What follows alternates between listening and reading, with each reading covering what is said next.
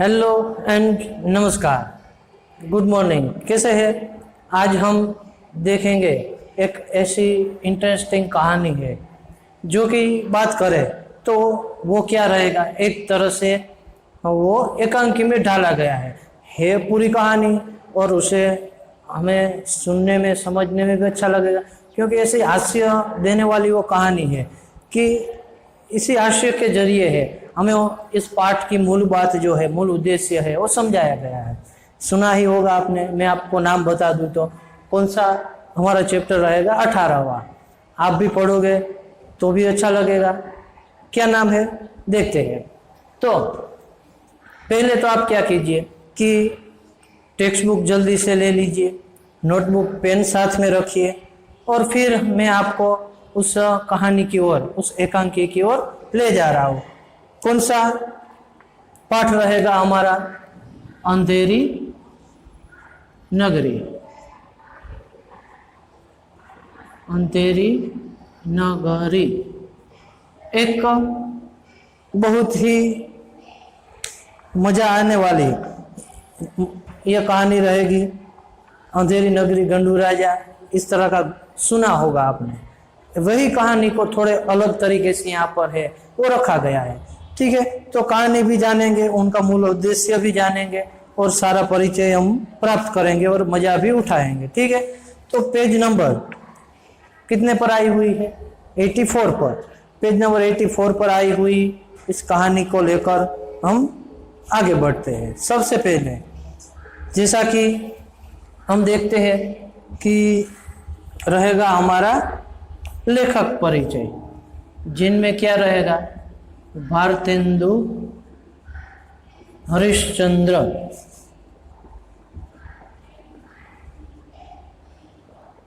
समय उनका क्या रहा हुआ है? 1850 से लेकर 1885। 1850 में उनका जन्म और 1885 में उनकी मृत्यु हुई थी। अब उनके बारे में भी हम विस्तार से वो देख रहे हैं। तो जल्दी से टेक्स्ट बुक आप निकाल लीजिए, पेज नंबर 84 निकाल लीजिए। उनका लेखक परिचय है वो सामने रखिए, देखे उसमें, यानी कि टेक्स्ट बुक में देखे तो भी काम चलेगा और सुनेंगे यहाँ पर। ठीक है, और यदि टेक्स्ट बुक में ध्यान न हो, बाद में आप वो भी पढ़ सकते हो। टेक्स्ट बुक यदि अभी साथ में न हो तो यहाँ पूर्ण रूप से बोर्ड और मेरे आवाज की ओर ध्यान रखिए, तो भी हम आराम से समझ में आ जाएगा, हम आराम से समझ सकेंगे। ठीक है, शब्द सब मैं भी आगे ही चल रहा हूँ। हम देखेंगे पहले यह लेखक परिचय, जिनमें क्या रहेगा कि भारतेंदु हरिश्चंद्र आधुनिक हिंदी साहित्य के पितामह कहा जाते हैं। कि आधुनिक हिंदी साहित्य है, हिंदी साहित्य को अलग अलग कई भागों में बांटा गया है, तो उनके पितामह के रूप में उसे जाना जाता है। वे हिंदी में आधुनिकता के पहले रचनाकार थे। इनका मूल नाम हरिश्चंद्र था। भारतेंदु उनकी उपाधि है। भारतेंदु क्या है? उनकी उपाधि। उपाधि यानी कि एक तरह से उनको नाम है वो मिला हुआ है। उनका नाम तो क्या है? सिर्फ हरिश्चंद्र, ये तो उनकी उपाधि रहेगी। हिंदी साहित्य में आधुनिक काल का प्रारंभ भारतेंदु हरिश्चंद्र से माना जाता है। आधुनिक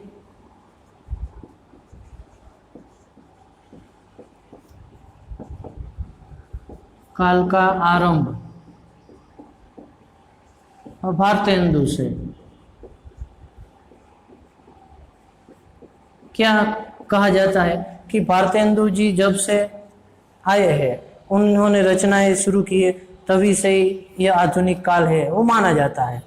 भारतीय नव जागरण के अग्रदूत के रूप में प्रसिद्ध भारतेंदु जी ने देश की गरीबी, पराधीनता, शासकों के अमानवीय शोषण के चित्रण को ही अपने साहित्य का लक्ष्य बनाया। उन्होंने अपने साहित्य में क्या? गरीबी, पराधीनता और जो शासकों का अमानवीय वर्तन है, शोषण है, उसे, क्योंकि उसके समय में कई सारे यहाँ पर असुविधाएं कहे, दुख जो है रहा हुआ था, तो उसके आधार पर यहाँ उन्होंने यह सारे विषयों को लेकर उनके विरोध रूप अपने यह साहित्य का विषय बनाया गया है। फिर हिंदी को राष्ट्रभाषा के रूप में प्रतिष्ठित करने की दिशा में उन्होंने अपनी प्रतिभा का उपयोग किया। राष्ट्रभाषा के रूप में प्रतिष्ठित करना, राष्ट्रभाषा के रूप में हिंदी, तो राष्ट्रभाषा हिंदी बनने के लिए जो जरूरी थी तो उसके प्रचार प्रसार को लेकर भारतेंदु जी ने साथ दिया हुआ है। इसके बाद देखें तो कि वो बहुमुखी प्रतिभा के धनी थे, यानी कि कई सारे भागों को लेकर वो साहित्य से भी जुड़े हुए थे, संस्थाओं से भी जुड़े हुए थे, और साहित्य में भी देखें तो प्रत्येक भाग में उन्होंने अपनी लेखनी जो है वो चलाई हुई। इस प्रकार वो बहुमुखी प्रतिभा के धनी थे। हिंदी पत्रकारिता, नाटक और काव्य के क्षेत्र में उनका बहुमूल्य योगदान है। कहाँ कहाँ? एक तो पत्रकारिता, इसके बाद कहे तो नाटक है, फिर क्या क्या कहा हुआ है? पत्रकारिता, नाटक और फिर काव्य। यह अलग अलग क्षेत्रों में उन्होंने अपने जीवन का एक हिस्सा जो भाग है वो योगदान दिया हुआ है। हिंदी के नाटकों का प्रारंभ भारतेंदु हरिश्चंद्र से माना जाता है कि 1800 की साल में, जैसे देखा हमने उनका जन्म समय रहा हुआ है, तो उसी के आसपास से, यानी कि वहीं से ही हिंदी में नाटकों का आरंभ जो है वो होता है। भारतेंदु ने हिंदी नाटक की नींव सुदृढ़ किया। भारतेंदु हिंदी नाटक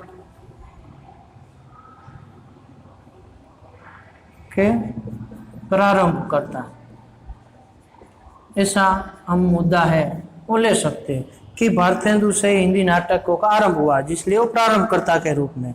फिर कहा कि उन्होंने हरिश्चंद्र पत्रिका, कवि वचन सुधा और बाल प्रबोधिनी नामक पत्रिकाओं का संपादन भी किया। एक टेक्स्ट बुक में दिया है और भी हम पढ़ सकते हैं। फिर कहा कि वे एक उत्कृष्ट कवि, जैसा कि हमने देखा यहाँ ये 2-3 भाग, इसके अलावा भी कौन कौन से भागों से जुड़े हुए थे साहित्य में? कवि, फिर व्यंग्यकार,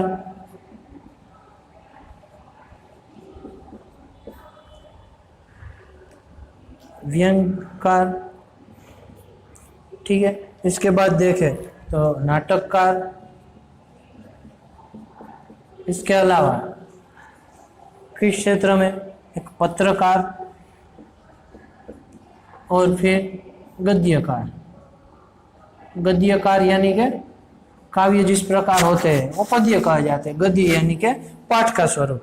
तो इन सभी अलग अलग क्षेत्रों में उन्होंने बहुत नामनाएं हासिल की हुई है। इसके बाद वे लेखक, कवि, संपादक, निबंधकार, इसके अलावा क्या है? वो एक संपादक भी है,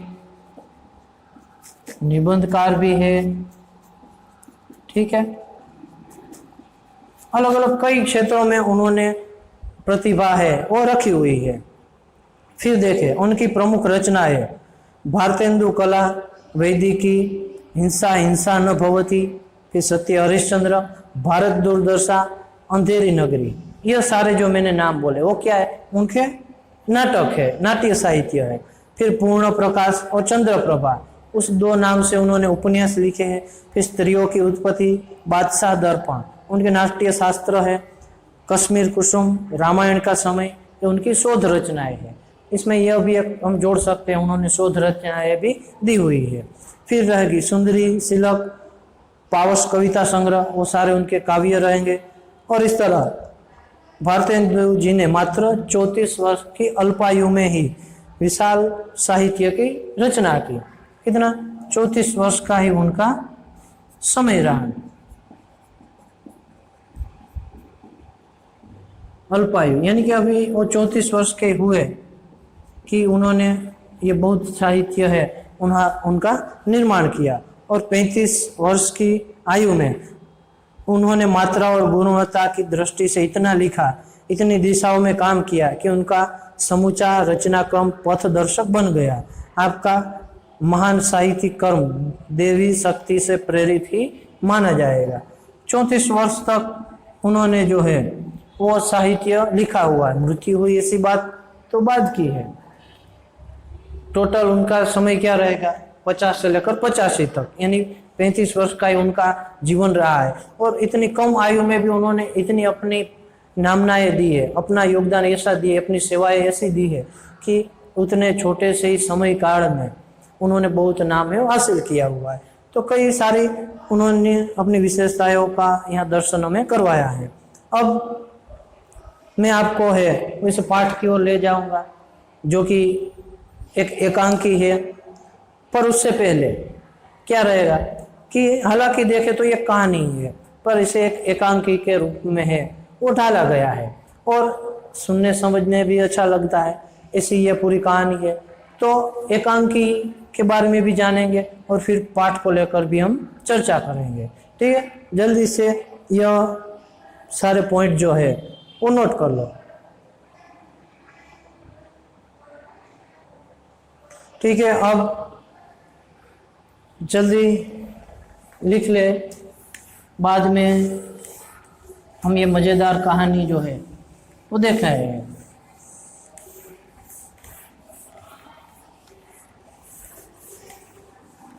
बुक होगी ही आपके पास, शायद पढ़ी भी होगी कहानी, अच्छा भी लगा होगा। अब उनको शब्द समझेंगे भी और विस्तार से भी देखेंगे। ठीक है, सबसे पहले तो बात करें तो यह एकांकी जो है, एकांकी यानी क्या होगा कि एक तरह का नाटक।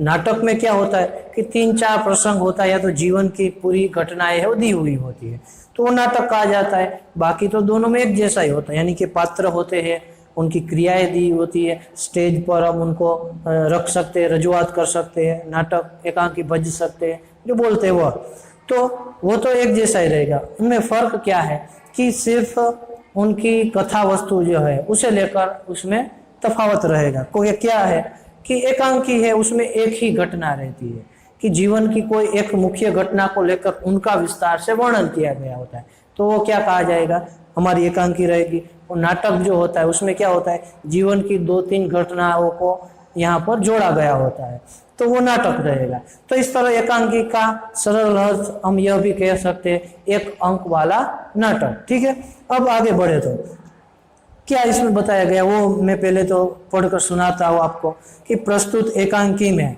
महंत और उनके 2 शिष्य एक नगरी में पहुंचते हैं जहाँ मूर्ख राजा और मूर्ख प्रजा से उनका पाला पड़ता है। नगरी में सर्वत्र अज्ञान का अंधकार था। अनुशासन रहित विवेकहीन प्रजा में किसी से प्रेम आत्मीयता का नामो निशान दिखाई नहीं देता था। अच्छे बुरे में अंतर नहीं, सच और झूठ का ज्ञान नहीं, भाजी का मूल्य और खाजे का मूल्य 1 टका। ऐसा राजा तथा प्रजा, कहावत के अनुसार राजा भी मूर्ख और प्रजा भी मूर्ख। ऐसे लोग अपनी मूर्खता के कारण अपने विनाश का कारण बन जाते हैं।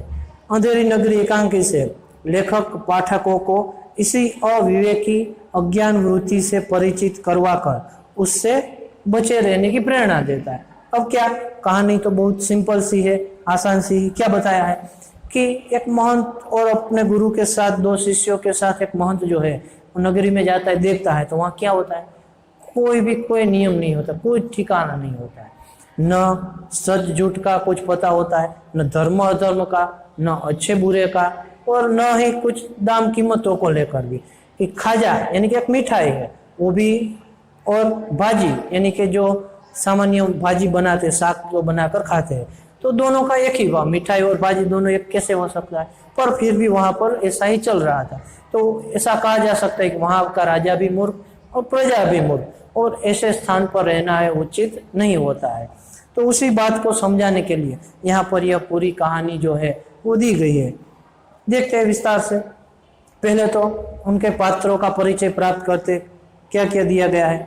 पात्र में कौन कौन रहेगा, एक तो जो है वो गुरु यानी के महंत,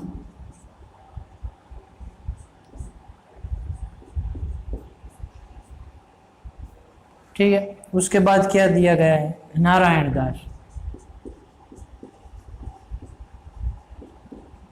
वो कौन है, शिष्य, महंत का शिष्य रहेगा। फिर कौन? गोवर्धन दास।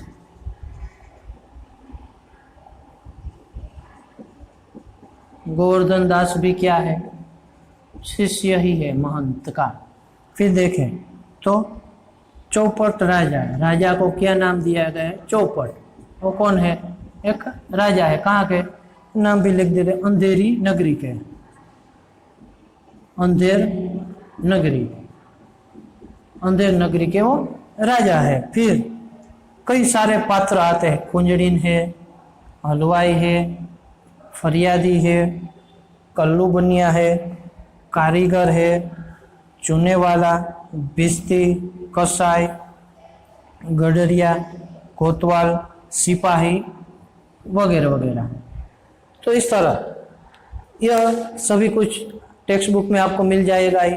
ऐसा ही नहीं कि यहाँ लिखा हुआ, पर यहाँ तो मैं क्या लिखवा रहा होता कि मुख्य जो उसके पॉइंट होते हैं, जो हमें याद रखने से हम पूरा पाठ आसानी से याद रख सकते हैं।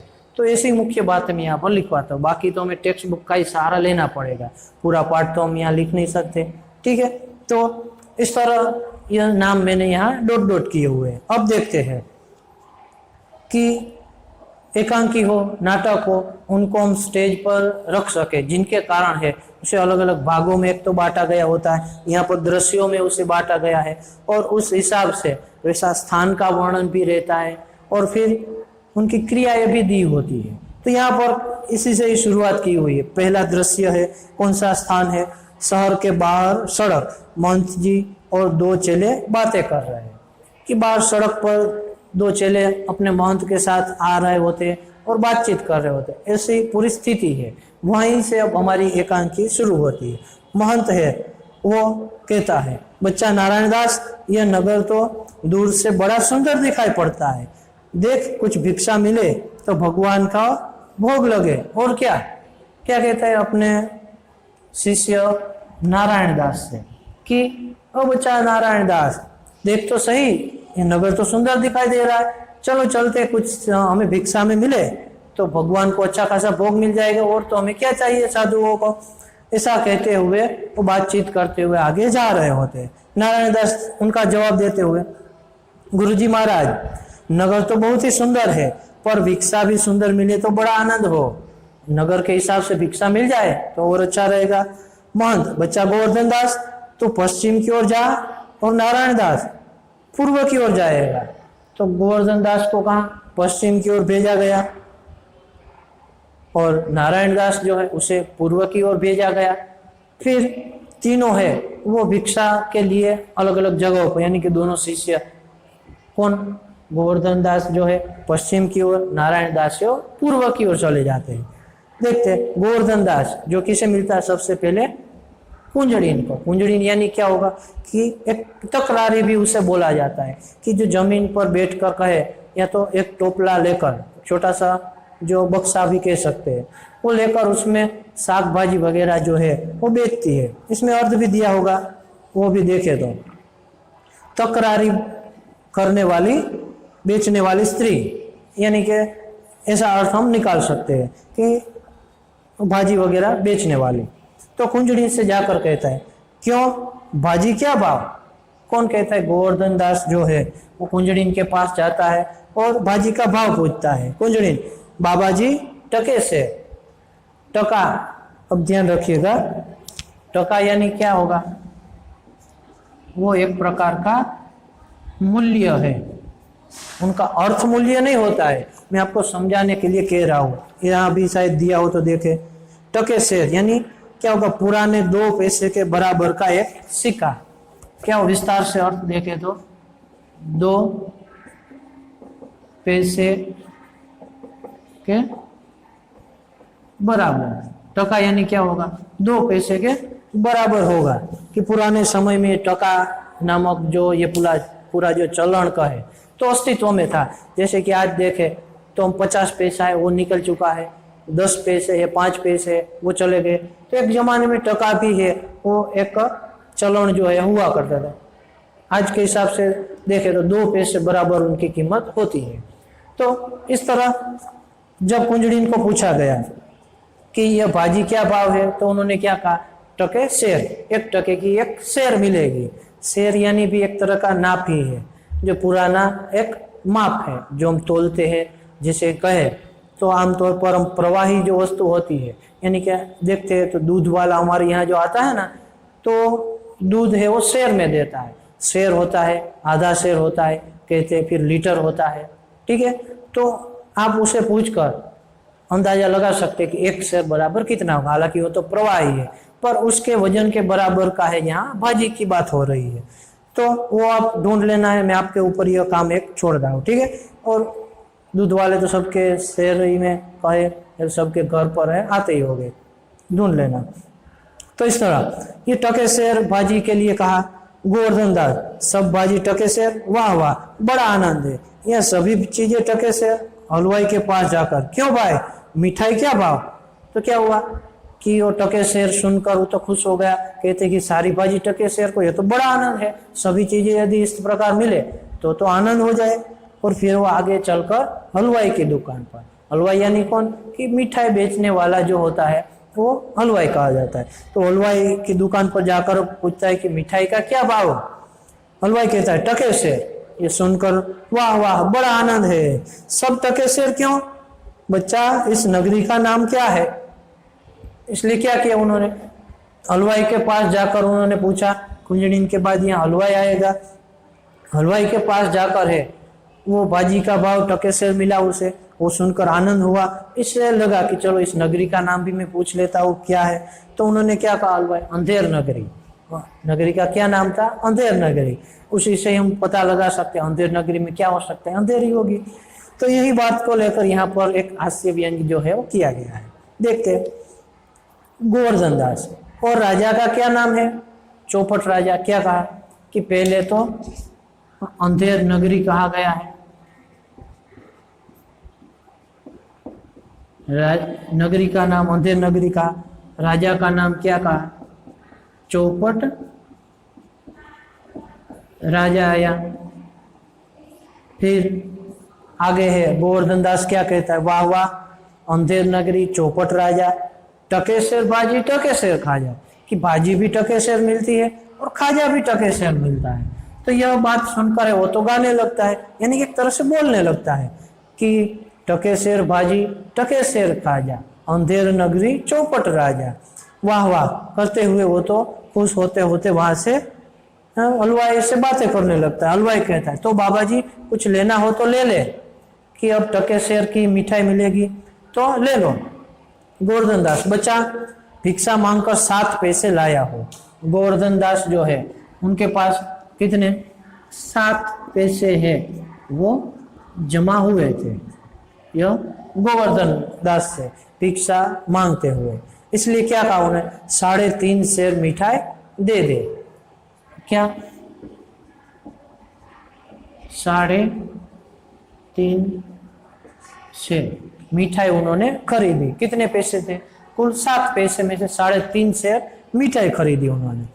महंत जी और नारायण दास एक ओर से आते हैं, दूसरी ओर से गोवर्धन दास आता है। तो इस तरह वो मिठाई खरीदता है हलवाई से, जो कि वो कहीं किस ओर गया था, वो पश्चिम की ओर गया था, नारायण दास से पूर्व की ओर गया था। 7 पैसे में 3.5 शेर मिठाई लाता है। पश्चिम से गोवर्धन दास आता है, पूर्व से है नारायण दास और महंत, तीनों ही एक जगह पर मिलते हैं। देखते हैं अब क्या होता है। महंत, बच्चा गोवर्धन दास क्या भिक्षा लाया? गठरी तो भारी मालूम पड़ती है। सीधे ही पूछा उनकी गठरी को देखकर। गठरी यानी कि क्या, कपड़े का बना हुआ जो वस्तुएं रखते हैं आमतौर पर हम साधु महंतों के साथ में देखते हैं। गठरी यानी कि एक तरह पोटला जो बोलते पोटली, तो वो भी कह सकते। तो उनमें दिखा बड़ी सी लिखाई दी, इसलिए कहा भारी सी लगी कि वो गोवर्धन दास भिक्षा तो अच्छी मांग लाए हो, भारी मालूम पड़ती क्या है? गोवर्धन दास, गुरुजी महाराज 7 पैसे भीख में मिले थे, उसी से 3.5 शेर मिठाई मोल ली है। मोल लेना यानी क्या होगा? खरीदना। मोल यानी के मोल लेना यानी खरीदना, मोल यानी खरीद। तो उन्होंने क्या कहा कि 7 पैसे जो भीख में मिले थे उनसे 3.5 शेर मिठाई जो है वो मैंने खरीदी है। महंत, बच्चा नारायण दास ने मुझसे कहा था कि यहाँ सब चीजें टके शेर मिलती है, तो मैंने इसकी बात पर विश्वास नहीं किया। बच्चा ये कौन सी नगरी और इसके राजा कौन है जहाँ टके शेर भाजी और टके शेर खाजा मिलता है? इसलिए महंत का सीधा प्रश्न क्या रहा कि जब मैं नारायण दास से मिला तब भी उन्होंने यही कहा था कि यहाँ तो सारी चीजें जो है वो कैसे मिलती है, टके शेयर, 1 टका का शेयर जो है मिलता है। तब तो मैंने उनकी बात पर विश्वास नहीं किया, पर तुम कह रहे हो इस हिसाब से तो मैं जानना चाहता हूँ, इस बात का मुझे विश्वास नहीं है। तो इस नगरी का राजा कौन है, ये नगरी कौन सी है कि जहाँ पर भाजी है वो भी टके शेर मिलती है, और खाजा है, खाजा यानी क्या है कि एक प्रकार की मिठाई, जैसे कि हमने पहले बात की थी, एक ऐसी मिठाई है कि वो भी भाजी के दाम पर यानी कि टके शेर ही मिलती थी। इसलिए पूछता है तो गोवर्धन दास से क्या दोहराता है, अंधेरी नगरी, चौपट राजा, टके शेर भाजी, टके शेर खाजा, यह पूरा उनका प्रश्न का उत्तर देते हैं। फिर महंत कहता है तो बच्चा ऐसी नगरी में रहना उचित नहीं है जहाँ टके शेर भाजी और टके शेर खाजा में खाजा बिकता है। मैं तो इस नगरी में एक क्षण भी नहीं रहूँगा। महंत थे वो बहुत ही गुणवान थे, उनकी दीर्घ दृष्टि जो है वो इतनी काम कर रही थी कि यह जैसे ही बातें बताई गोवर्धन दास नारायण दास से मिलकर उन्होंने जो सारी बातें जानी, उससे लगा कि यह नगरी में रहना उचित नहीं है। उन्होंने इस एक तरह से कहे तो अपना सिक्स सेंस जो कहते हैं, उनके पास एक अनुभव के कारण ऐसा ज्ञान रहता है कि वो आगे की थोड़ी कुछ बातें हो वो सोच सकते हैं। तो इसलिए उनको लगा कि यहाँ रहना ठीक नहीं है। इसलिए क्या कहा उन्होंने कि गोवर्धन दास जो है वो गुरुजी को कहते हैं। जब गुरुजी ने क्या कहा कि यहाँ रहना उचित नहीं है, मैं तो यहाँ एक क्षण भी नहीं रहूँगा, तब गोवर्धन दास कहता है कि गुरुजी मैं तो इस नगर को छोड़कर नहीं जाऊंगा, और जगह जगह दिन भर मांगे तो भी पेट नहीं भरता, मैं तो यहीं रहूंगा। गोवर्धन दास का निर्णय वहीं रुकने के लिए रहता है। क्या कहता है कि बाकी जगहों पर तो हम जाते हैं तो पूरे दिन भर मांगते फिर भी पेट भरे उतना नहीं मिलता है, और यहाँ तो थोड़े में भी बहुत कुछ मिल जाता है, ऐसी जगह हमें नहीं मिलेगी, इसलिए मैं कहीं जाने वाला नहीं हूँ, मैं तो यहीं रुकूंगा। ऐसा कहते हुए गोवर्धन दास वहाँ रुकने की बात करता है। तो उसे सुनकर महंत है उसे क्या समझाता है कि देख मेरी बात मान, नहीं तो पीछे पछताएगा, मेरी बात मान ले नहीं तो फिर तुम्हें पछतावा होगा। मैं तो जाता हूँ पर इतना कहे जाता हूँ कि कभी संकट पड़े तो याद करना कि भले मैं तो अब जा रहा हूँ पर फिर भी तुम्हें कह रहा हूँ कि कभी भी यदि मुश्किल हो संकट हो तो मुझे याद कर लेना। यह कहते हुए महंत है वो चले जाते हैं। महंत और नारायण दास दोनों जाते, गोवर्धन दास से वहीं रुकता है। तो यह था हमारा पहला दृश्य। अब दूसरा दृश्य है वो भी हम देखेंगे, पर उससे पहले आप यहाँ पर लिखी ये मुख्य बातें हैं वो देखते जाओ, एक बार नोट करते जाओ। पर ऐसा ही करते हम कि आज का तो ये लेक्चर बहुत समय हमने ले लिया है, एक अच्छी खासी कहानी है, तो अब दूसरा दृश्य है हम अगले लेक्चर में एक नए पार्ट के साथ एक नए दिन की शुरुआत से देखेंगे। तब तक आप क्या कीजिएगा, ये पहले दृश्य को ध्यान से पढ़ लीजिए, शब्द से देख लीजिए, और उसमें यदि कोई कठिन शब्द हो, कुछ डाउट हो तो नोट डाउन कर लीजिए, ठीक है। फिर मिलेंगे हम, तब उनके सॉल्यूशन करेंगे, ठीक है। अब यहीं पर ही मैं ये लेक्चर खत्म करता हूँ। धन्यवाद।